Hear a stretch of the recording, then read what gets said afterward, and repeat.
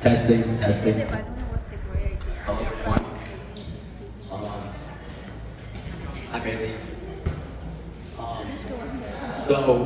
If you were listening to Julian, you know that I'm Paxton. I think, what do I have to say? So, a few weeks ago at the celebration at Nice in the auditorium, I told a story from the speech and debate tournament, or one of them. I came right from the tournament. I didn't dress like this on purpose for this occasion. I am wearing one of Robin's ties, the pineapple tie. Big hit today at the tournament. No, I didn't win.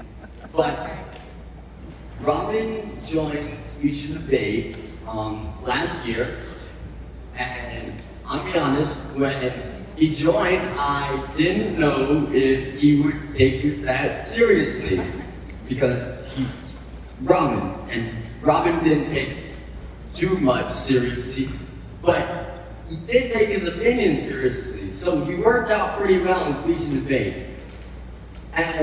So he didn't want to do any work either, so he did extemporaneous debate, where you prep at the competition for 30 minutes before you debate, which is my whole thing, because I also don't want to prep ahead of time.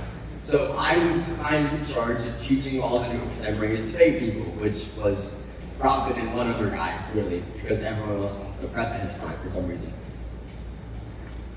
So Robin had a nasty habit of every time he would leave a debate, which is one-on-one, no one else in the room, just you were one and your judge, he would leave, and as you're walking back to the cafeteria with everyone else who just finished their rounds, you run into each other. And I would often see Robin as we're walking back, and I would say, "Hey, how'd your round go?" He'd go, "I lost."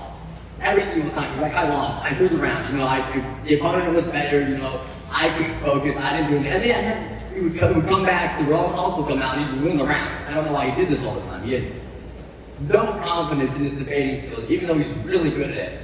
So, the story I told is that one competition, he comes out of the room and he's like, "Paxton, I lost." I was like, "You say this every single time, what's different this time?"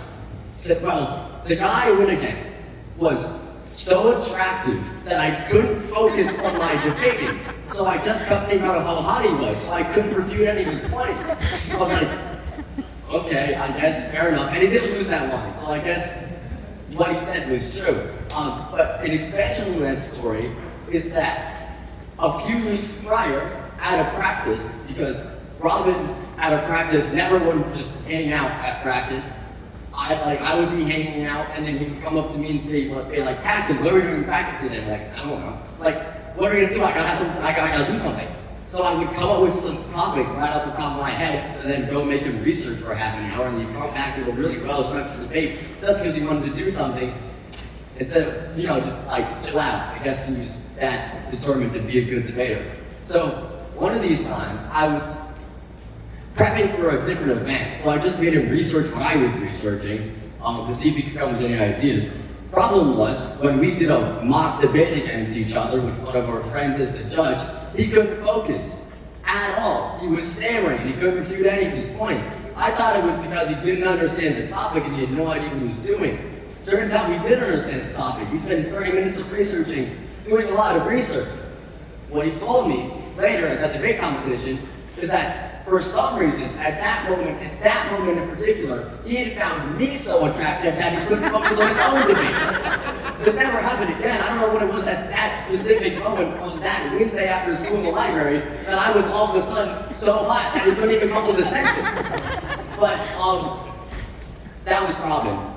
I don't think much he ever did made a whole lot of sense to anyone. Maybe not even to him, but he really loved doing all of it. And speech and debate wasn't the same without him today. So, we miss you, Robin. Thank you.